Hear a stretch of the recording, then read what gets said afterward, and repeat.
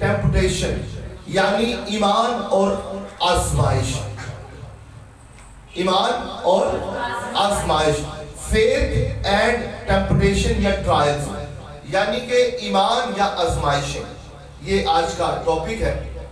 اکثر اوقات انسان کی زندگی پر، ایک ایماندار کی زندگی پر بھی بہت ساری آزمائشیں آ جاتی ہیں اور وہ در بدر کی ٹھوکریں کھانے پر مجبور ہو جاتا ہے، اور بہت سارے دوسرے غیر ایماندار لوگ اس کو دیکھ رہے ہوتے ہیں اور وہ اس کے بارے میں عجیب و غریب جو باتیں بنانا شروع ہو جاتے ہیں یا کسنا شروع ہو جاتے ہیں، اور ایسے ایسے سینٹینسز اس کی شخصیت کے بارے میں، اس کی پرسنالٹی کے بارے میں کہتے ہیں، اور اس کو ایسا پینٹ کر کے اس کے پوسٹر لگا دیے جاتے ہیں کہ شاید اس سے بڑا گنہگار اور شخص ہے. کہتا تو یہ اپنے آپ کو بلیور ہے، کہتا تو یہ اپنے آپ کو راست باز ہے، یہ تو کہتا ہے کہ میں تو خدا کی شیان شان اس کی پرستش کرتا ہوں، میرا جینا مسیح اور مرنا نفع ہے. ہر بات میں وہ خدا خدا خدا خدا خدا کرتا ہے، لیکن آزمائشیں تو دیکھو اس کی زندگی پر کتنی آئی ہیں. ایسے تو بدکار شخص پر بھی نہیں آتی. لیکن میں آپ کو بتانا چاہوں گا کہ آزمائشوں سے گزرنا ہرگز بے ایمانی کا اظہار نہیں ہے. آزمائشوں سے گزرنا ہرگز بے ایمانی کا اظہار نہیں ہے.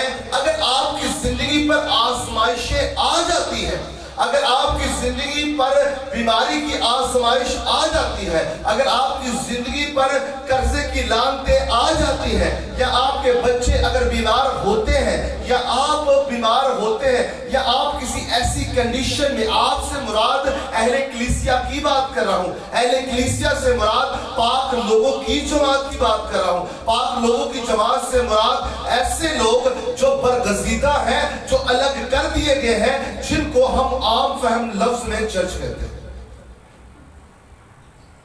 اگر پاک لوگوں کی جماعت میں سے کوئی شخص پر آزمائش آئی ہے تو وہ ہرگز یہ مت سمجھے کہ میرا ایمان جو متزلزل ہے یا مجھ سے کوئی ایسا گناہ سرزد ہو گیا ہے. ہر بار ایسا ہو یہ ممکن نہیں ہے. ہر بار ایسا ہو یہ ہرگز ممکن نہیں. ہوتا بھی ہے کہ انسان اپنے کیے کی سزا بھگتتا ہے، لیکن ہر بار ایسا ہی ہو یہ ضروری نہیں ہے. میری بات کو سمجھنا ہے. یہ بڑا خوبصورت مدعا ہے جس کو میں اٹھانے کی کوشش کر رہا ہوں. اکثر اوقات میں بھی اس سے پہلے یہی سمجھتا تھا اگر کسی بندے کی شخصیت پر فرض کیا کوئی غیر ایماندار شخص ہے جو ایماندار نہیں ہے، اگر اس کی زندگی پر آزمائش آئے تو سانو بڑا آسانی ہو جائے اس کا اللہ نے بڑا کیتا تھا، شاید انہوں خدا دور ہو گیا تاہم آزمائش آئیں گے. لیکن اگر کسی ایماندار کی زندگی پر آزمائشیں آ جائیں، بیماری آ جائے تو کوئی آزمائش نہیں گزر رہے ہیں. ساجد آپ کے ساتھ اکثر اس بات پہ بات ہوئی میری. اگر ایک ایماندار، اگر کوئی پادری ہے یا بھگت ہے یا کسی اور شخص سے کوئی بیماری آ جائے تو اسی کہاں گے آزمائش نہیں گزر رہا ہے. اگر کوئی دوجا بندہ آئے گا جڑا مومرید ہوئے گا تو اسی کہاں گے نے بڑا بھڑا گناہ کیتا ہے، لگتا ہے پاپڑی پھائی اس پسے ہے. اس پر بھی آزمائش آ سکتی ہے. لیکن میں آج آپ کو یہ بات بتانا چاہتا ہوں، آزمائشوں سے گزرنا، آزمائشوں سے گزرنا ہرگز بے ایمانی کا اظہار نہیں ہے. آزمائش کا انسان کی زندگی پر آ جانا یہ ہرگز گناہ نہیں ہے، بلکہ آزمائش میں شکست کھا جانا یہ گناہ ہے. آزمائش کا انسان کی زندگی پر آ جانا یہ گناہ نہیں. میرے ساتھ کہیے، آزمائش کا انسان کی زندگی پر آ جانا یہ گناہ نہیں ہے، بلکہ آزمائش میں ایک ایماندار اگر شکست کھا جاتا ہے، ابلیس سے ہار جاتا ہے، تو یہ گناہ ہے، کیونکہ ابلیس شکست خوردا ہے، وہ ہارا ہوا ہے اور یسوع کے ماننے والے جیتے ہوئے ہیں. اگر کسی شخص کی زندگی پر، ایماندار کی زندگی پر آزمائش آ جاتی ہے تو وہ آزمائش اس کے ایمان کی کسوٹی بھی ہو سکتی ہے. کیونکہ یعقوب کا خط اس کا پہلا باب اس کی 3 آیت کا جب مطالعہ کرتے ہیں تو وہاں پر یوں لکھا ہوا ہے ایمان کی آزمائش ہوتی ہے. یعقوب اس کا 1 چیپٹر اس کی تیسری ورس کا جب مطالعہ کرتے ہیں تو وہاں پر لکھا ہے ایمان کی آزمائش ہوتی ہے، اور اگر آزمائش آئے تو آپ نے یہ سمجھنا ہے آزمائش امتحان، ایمان کا امتحان بھی ہو سکتی ہے، یہ کہ گناہ اور ردا نہیں ہم ہو گئے۔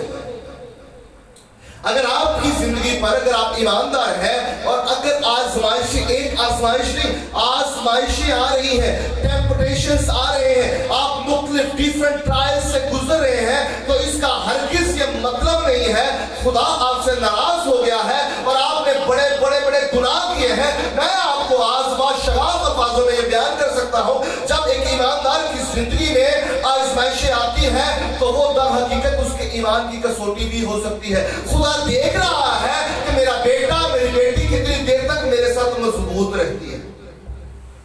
ہاللیلویا، ہاللیلویا، سمجھ آ رہی ہے آپ کو؟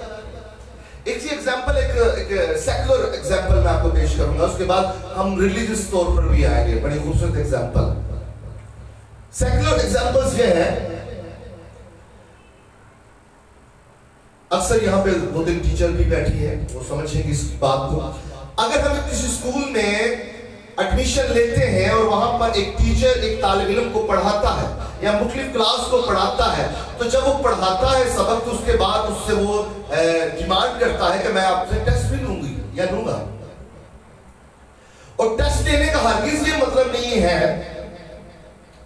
کہ وہ یہ جانتی ہے یا جانتا ہے کہ اس کو کچھ نہیں آتا ہے۔ ٹیسٹ لینے کا مطلب یہ ہوتا ہے کہ جو سکھایا گیا ہے، اب میں یہ جانوں کہ جو میں نے سکھایا ہے کیا ان کو پتا بھی ہے کہ ان کو صحیح آتا ہے کہ نہیں آتا ہے۔ یہی بات ہوتی ہے کہ کچھ اور بات ہوتی ہے۔ ایک ٹیچر جب کسی کلاس روم میں جاتا ہے اور بچوں کو ٹیچ کرتا ہے تو جب وہ اس سے ڈیمانڈ کرتا ہے کہ جو میں نے پڑھایا ہے اب میں آپ سے ٹیسٹ لوں گی یا لوں گا، تو در حقیقت اس کا یہ ہرگز مطلب نہیں ہوتا ہے کہ جو اس نے پڑھایا ہے بچوں کو نہ سمجھ آئے، بلکہ وہ جو پڑھایا ہے وہ یہ جاننا چاہتا ہے کہ جو میں نے پڑھایا ہے کیا بچوں کو صحیح طور پر سمجھ بھی آیا ہے، اگر نہیں آیا تو مجھے ٹیسٹ میں سب کچھ سمجھ آ جائے گا۔ وہ ان کی سمجھ، وہ انڈرسٹینڈنگ کی کسوٹی پر پورا اترے ہوتے ہیں۔ جو ٹیچر کی انڈرسٹینڈنگ ہوتی ہے، جو ان کے اندر وہ ٹرانسفر کر رہا ہے، در حقیقت وہ اپنی انڈرسٹینڈنگ جو ٹیچر جو اسٹوڈنٹس کے اندر وہ ٹرانسفر کر رہا ہے، اس کو انڈرسٹینڈ کرنا چاہتا ہے کہ جو بات میں نے ان کو انڈرسٹینڈ کروائی ہے کہ یہ میری بات سے مستفید بھی ہوئے ہیں یا نہیں ہوئے۔ کچھ سمجھ آ رہی ہے؟ ایسے ہی ہوتا ہے، کچھ اور ہوتا ہے۔ جب آپ کسی بچوں سے ٹیسٹ لیتے تو کیا ہوتا ہے، آپ کے ذہن میں کیا بات چل رہی ہوتی تھی؟ کہ بچے پریکٹس کریں۔ جو بھی انہیں سکھایا گیا ہے تو جب ٹیسٹ لے تو وہ اس چیز کی پریکٹس کریں۔ دوسرا جو بات آپ نے کہی کہ ٹیچر یہ دیکھنا چاہتا ہے کہ بچے کتنا بچوں نے سیکھا ہے۔ جو بات ایک ٹیچر بتا رہا ہے کیا بچوں نے اس کی بات کو انڈرسٹینڈ کیا ہے کہ بس وہ ٹائم فش کر کے چلا گیا؟ کچھ نہ کچھ تو سیکھا ہے نا۔ تو در حقیقت جب خدا ایمان کی بات کرتا ہے تو در حقیقت ایمان کی بات یہ نہیں کہ ہو جائے گا، ایمان کا مطلب ہے کہ ہو گیا ہے، جو مانگا ہے وہ ہو چکا ہے۔ اور میں نے یہ بتایا کہ شکر گزاری کا تعلق آپ کے ایمان کے ساتھ بھی ہے۔ اس سے پہلے کہ آپ کو کوئی چیز ملے آپ نے پہلے اس کی شکر گزاری کر دینی ہے۔ اس کا سائن یہ ہے کہ ہو گیا ہے، جو چیز مانگی تھی وہ ہو چکی ہے۔ وجود میں باہر آباد میں آئے گی لیکن وہ ہو چکی ہے۔ اب یہ ہے کہ خدا ایمان کی جب بات کر رہا ہے تو دیکھنا چاہتا ہے کہ جو باتیں میں نے ایمان کے تعلق سے اپنے بچوں کو سکھائی ہے اور جب آزمائش لے رہا ہے تو در حقیقت وہ آپ کے ایمان کی کسوٹی کا اظہار لینا چاہ رہا ہے اور وہ دیکھنا چاہ رہا ہے جو ایمان کی باتیں میں نے اس کے اندر ٹرانسفر کی ہے کیا وہ اس پر پہرا بھی دیتا ہے، کیا وہ اس کے اوپر پورا بھی اترتا ہے، کیا وہ اقرار کرتا ہے کہ خدا ہمیشہ میرے ساتھ ہے، کیونکہ میں نے تو کہا ہے کہ میں ایمانویل ہوں، میں تمہارے ساتھ ہوں۔ اگر میں تمہارے ساتھ ہوں تو کیا وہ انسان جس کو میں نے بنایا ہے، جس کے نتنوں میں زندگی کا دم پھونکا ہے، کیا وہ بھی میرے ساتھ ہے؟ جس طرح ایک ٹیچر اسٹوڈنٹس کو چیک کرتا ہے اسی طرح خدا بھی انسان کا ایمان چیک کرتا ہے۔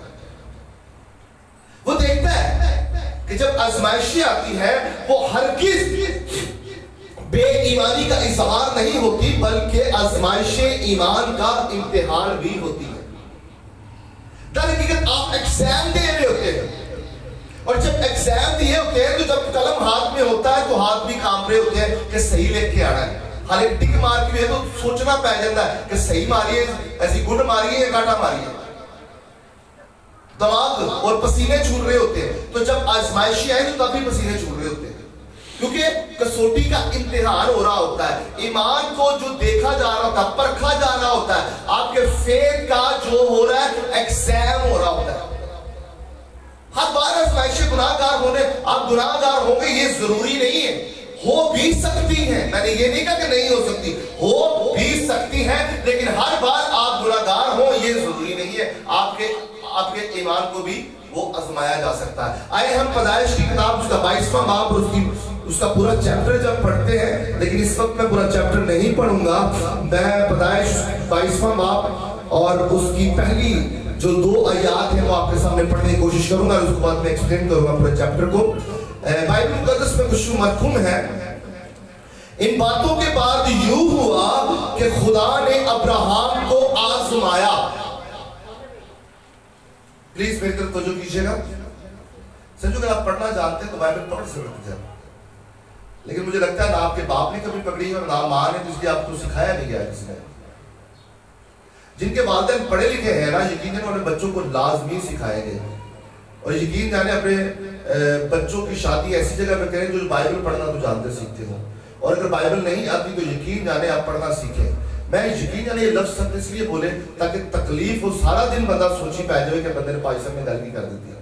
یقین جانے اگر آپ ان پڑھ ہیں تو پھر بھی بائبل ہاتھ میں رکھیں، اگر آپ پڑھے لکھے ہیں تو پھر بھی بائبل ہاتھ میں رکھیں۔ آپ نے در حقیقت بائبل کو نہیں اٹھایا ہوتا، میں آپ یقین سے کہہ رہا ہوتا بائبل نے آپ کو اٹھایا ہوتا ہے۔ آپ پریشانیوں سے اور مصیبتوں سے دور رہتے ہیں۔ اگر میں ابھی کہوں گا کہ پیدائش 22واں باب نکالو تو آپ سے نہیں نکالا جائے گا، کیونکہ آپ بائبل پڑھتے نہیں ہیں ڈیلی۔ کتنے لوگ ڈیلی بائبل پڑھتے ہیں؟ ہاتھ پورا کرنا، میں کہ ڈھونڈے والا ہاتھ نہیں ہونا، یقین جانے ڈیلی پڑھا کریں، اس سے سکون ملتا ہے۔ خدا کے کلام کی باتوں کی تشریح، آپ کا ایمان ہے اس چیز کے اوپر، اور جب جو اس طرح کریں گے بندہ جو پادری صاحب مجرم کرنا شروع کر دیا، ایسا نہیں ہے، یقین جانے ایسا نہیں ہے۔ میں آپ کو سکھانا چاہتا ہوں، پلیز کچھ کیا کریں۔ سمپل سادہ سی بات، جب صبح اٹھے برش کرنے کے بعد ناشتہ کرنے سے پہلے بائبل پڑھیں، کوئی آدھا گھنٹہ پڑھو، کچھ بھی پڑھنا شروع کر دیں۔ اس کے بعد رات سونے سے پہلے بائبل پڑھ کر سونے، کچھ نہ کرو۔ اگر کوئی 10-15 منٹ بھی پڑھو گے تو خدا جانتا تو کچھ نہ کچھ تو پاگ لگن گے نا، جوڑی اسلامت رہن گی، ایسا ہوگا۔ تو پلیز کچھ نہ کچھ کریں، پلیز کچھ نہ کچھ کریں۔ اچھا، یہاں پہ لکھا ہے 22واں باب پیدائش کی کتاب میں، ان باتوں کے بعد یوں ہوا کہ خدا نے ابراہم کو آزمایا۔ خدا نے کس کو آزمایا؟ اور اس سے کہا اے ابراہم، اس نے کہا میں حاضر ہوں۔ آج کسی کو بلا دیا گیا تو اگر کو نہیں پڑھ دیتا کہ میرے کیا حکمت نہیں، انسان دی بات نہیں آتی، خدا دی بات تسلیم نہیں، نو پرابلم۔ اب کیا ہے؟ اور اس سے کہا گیا اے ابراہم، کس نے کہا؟ خدا نے کہا۔ اس نے کہا میں حاضر ہوں۔ تب اس نے کہا کہ تو اپنے بیٹے اسحاق کو جو تیرا اکلوتا ہے اور جسے تو پیار کرتا ہے ساتھ لے کر موریا کے ملک میں جا، اور وہاں اسے پہاڑوں میں سے ایک پہاڑ پر جو میں تجھے بتاؤں گا سوختنی قربانی کے طور پر چڑھا۔ آمین۔ یہ پورا چیپٹر پڑھیں گے تو بڑا خوبصورت آپ کو سمجھ آ رہی ہے، اور یہاں تک بھی آپ کو سمجھ آ رہی ہوگی۔ ایک خوبصورت واقعہ، ابراہم کے کتنے بیٹے تھے؟ سارا سے، لیکن ابراہم کے ایک سے زیادہ بیٹے بھی تھے۔ بعد میں نے سارا کہا، آپ نے میرے سارا کہنے سے پہلے ایک کہہ دیا۔ اکلوتا بیٹا جو وعدے کا فرزند ہے وہ اسحاق ہی ہے، لیکن سارا کے بعد ایک اور ان کی لونڈی سے بھی شادی ہوئی تھی، اس کا نام ہاجرہ تھا، اس سے اسماعیل پیدا ہوئے تھے۔ اس کے بعد ایک اور شادی کی کتورہ سے، اس سے بھی بچے پیدا ہوئے تھے۔ ابراہم کی 3 شادیاں ہوئی تھی۔ ہاللیلویا، ہاللیلویا۔ میرے بولے غصے میں نہیں دیکھنا، کوئی گل نہیں کہ کیڑی گلاں شروع ہو گئی ہیں۔ دراصل بائبل کی باتیں بتا رہا ہوں، میں اپنے گھر کی باتیں نہیں بتا رہا ہوں، سچی بات بتا رہا ہوں، بائبل کی باتیں بتا رہا ہوں۔ تو یہ ہے ابراہم کا جو اکلوتا بیٹا کہا گیا ہے, جو وعدے کا فرزند ہے, وہ آئزک ہے. وہ کیا ہے؟ آئزک, اسحاق جس کو کہتے ہیں. اب خدا نے اس کو جو ہے بڑھاپے میں یہ بیٹا عطا کیا, اور جب بڑھاپے میں اس کو بیٹا عطا کیا تو ساتھ میں خدا نے اس کو آزما بھی لیا, ٹیمپٹیشن بھی ہوگی, اس کے ٹرائلز, وہ ٹرائلز میں سے گزرنا شروع ہو گیا. در حقیقت اس کا مطلب یہ نہیں تھا کہ وہ ایماندار نہیں تھا, بلکہ وہ ایمانداروں کا باپ کہلوایا گیا ہے. اب خدا اس کے ایمان کا امتحان لے رہا ہے, اور ایمان کا مطلب یہ نہیں ہے کہ وہ, ایمان کا مطلب یہ نہیں کہ وہ, بلکہ ایمان کا مطلب یہ ہے, ایمان کا مطلب یہ نہیں کہ ہو, بلکہ ایمان کا مطلب یہ ہے کہ ہاللیلویا, شکر ہے. یہ نہیں کرتے سمجھ آ رہی ہے, رٹے نہ ہوگا تاکہ سمجھ آ جائے. اب کیا ہے, اس کے ٹرائلز میں سے وہ گزرے گا. اب خدا کے حضور کیا ہے, وہ اتنا ایماندار شخص تھا, وہ اتنا ایماندار شخص تھا کہ اس کے لیول کا اس وقت کوئی ایماندار تھا بھی نہیں. اب بڑھاپے میں وہ جو اس کے بیٹا, اب وہ 100 سال کا ہوتا ہے اور 90 سال کی سارہ ہوتی ہے. جب کیا ہوتا ہے, اسحاق میں اس کے بدن سے پیدا ہوتا ہے سارہ کا, اور جب وہ پیدا ہوتا ہے تو اس کے چند سالوں کے بعد خداوند یہوہ باپ, خدا آسمانی باپ اس کی ٹیمپٹیشن کرتے ہیں. اور 22 باپ میں جب ہم مطالعہ کرتے ہیں تو وہاں پر لکھا ہے کہ ابراہم کو خدا نے آزمایا, اور آزمایا کیا کہ جو اس کا اکلوتا بیٹا اسحاق تھا, خدا اس کو کہتا ہے کہ جس موریا کے پہاڑ پر میں تجھے لے کے جاؤں گا, وہاں پر تو نے کیا کرنا ہے کہ اپنے اکلوتے بیٹے کی تو نے سوگندی قربانی کرنی ہے.